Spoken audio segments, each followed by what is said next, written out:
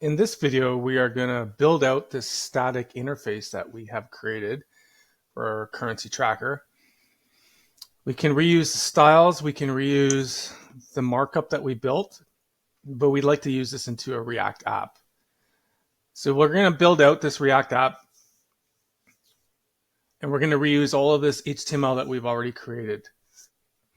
You can see here there's a lot of inline styles that we could potentially move over, and then of course the duplication of the crypto card itself. Ideally, we want this data to be dynamic. CSS file that we've already created as well. Now we can reuse this in our React application. So we've already scaffolded out this React app using create React app. I already mentioned that we could use Vite.js as well. You can see there the script tag for start is defined in package.json, so we can run npm run start, the target folder, and then run npm run start to launch your application.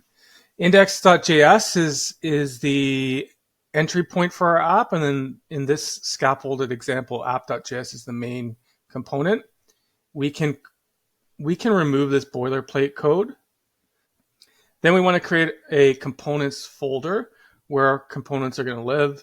We're going to want to create a crypto dashboard.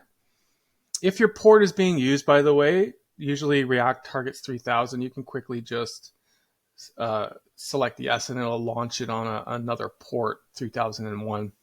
We'll just name this crypto dashboard for our component. We can minimize this and minimize our code file just so we can compare. We can remove this generated code. This is just for the boilerplate. We're going to remove this, and we're going to add in our own custom React components. When we refresh, it will hot reload, and you'll see the panel on the right is updated. Now we're ready to build out our crypto dashboard, and we're going to create a functional component. So it's no different than the functional expression that we have used, or the function keyword. We're going to use function crypto dashboard, uppercase for the functional component. We are going to make sure to export it so it's visible to the outside world. And React functional components always are required to return some JSX back. So it's HTML but powered up by JavaScript. So we're going to just say hello world or hello dashboard. And the really neat thing about a functional component is now we can import it into our main application. And because React recognizes that this function is returning JSX, therefore it is a functional component, when we import it and use it, we can actually directly use it as if it was an HTML tag. So we can use that tag now in our markup for crypto dashboard. And that's going to bring in that functional component, and it's going to render that little snippet of JSX that we defined in the dashboard. So we're on our way here. We can just remove the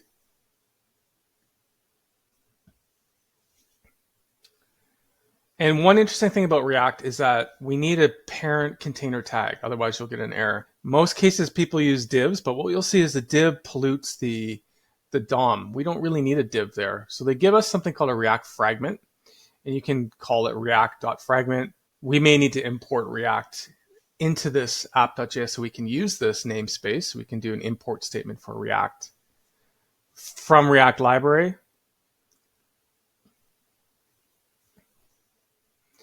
It'll render here, hello from world, and you'll notice in the markup that there is no div tag wrapping here. So it's like an invisible tag placeholder that doesn't pollute the DOM, the document object model tree. And we can also do the shorthand as well. It's open close bracket, and it's actually a very nice shorthand. So let's change this into a functional expression. So we're going to name this crypto dashboard, and we're going to give it an arrow function, which is more ES6 syntax. It is the same thing. It's just a little shorthand that's more modern. So we have this kind of set up. Now we can look back at our original HTML static page and see what kind of HTML we might want to bring over, as well as the CSS. So we have this kind of container div, and we have this search panel. We might just grab that little search panel to start. but you can see here, what we want to do is we want to bring over this panel, and we've changed our fragment. We've added a react.fragment here. You can see here in our crypto dashboard, that's the container. And we want to paste in the markup in between there. Make sure it's running properly first before we add all this markup. And then we're just going to add in our search panel. Instead of grabbing all of it, which might cause errors, we're just going to slowly grab some of these fragments in here to make sure that everything is rendering fine. So we have the input. You can see we have the drop down. It works fine. However, we don't have any styles, so we'll have to bring them over. But we're slowly going to reuse our markup that we created in step 1. This is part of the boilerplate. App.css was generated when we did create React App for this project. But we're going to want to create a styles folder just to move over our crypto styles that we've had to make sure it's a folder and not a file. So I've created a styles folder. And what I want to do is I want to move over all of that cryptocards.css that we created in step 1, in stage 1. So we're going to grab all this and reuse and apply, copy, paste, so that's in our project. And now we can start to use it where needed.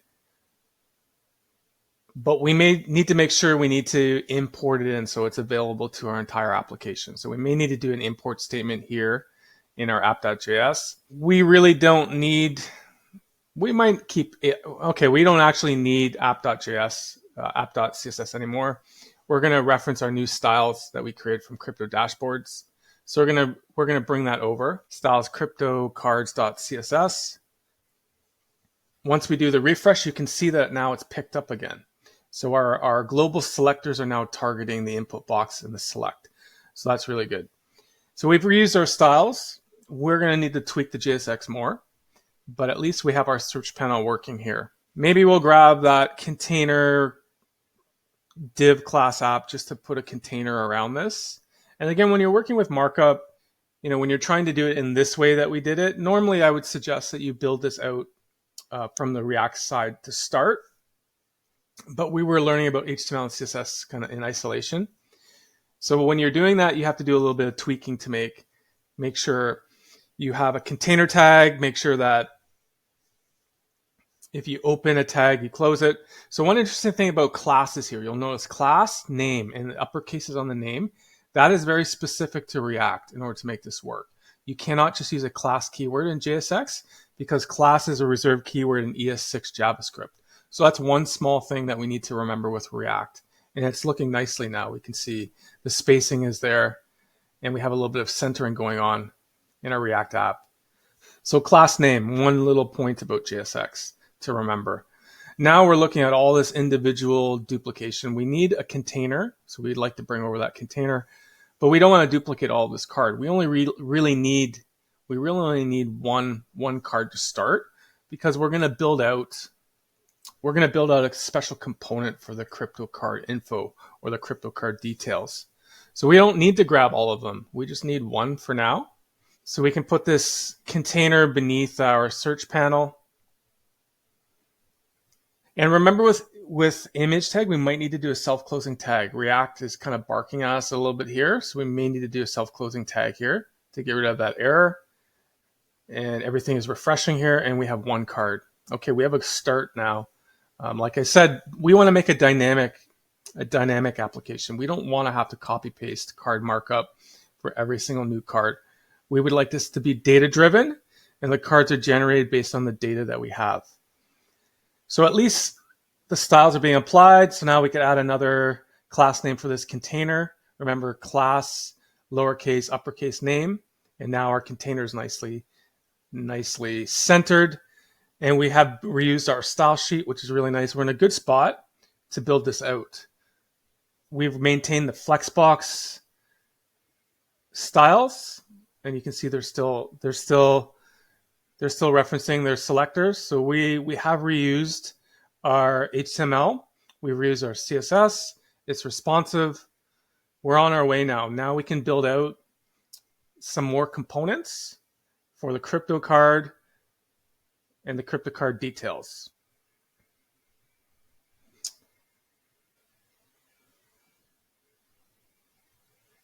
We could potentially grab all these cards if we wanted to, just to bring them across so we have them. But if we bring them over just to replicate this static interface in React, just know that we're going to have to clean this up later on, because ideally this will eventually be the crypto card components that will be generated. So we can bring these over. However, we will run into some errors. We need to make sure in React World that image tag is self-closing. So we're going to have to go over to each one of those guys and just close it off. If you prefer not to add all of the cards, you don't have to. You can bring over just 3. I'm bringing all of these over for now. I'm going to have to go and self-close all these tags, which may take time. But for you, you might only need to bring 3 over if that's what you need to render your app. So for now, I'm bringing them all over, and I'm just going to self-close the tag. But just know this step is not required for every single card. If you have more than 3, 3 is fine. So once we self-close those tags, the error should go away, and we should get that refreshing. And now I can see that I have all the cards here. And it's nicely stacked from mobile view. When we go to desktop view, it's nicely rendered. So we have a matching interface in the React world, and we can build off of this.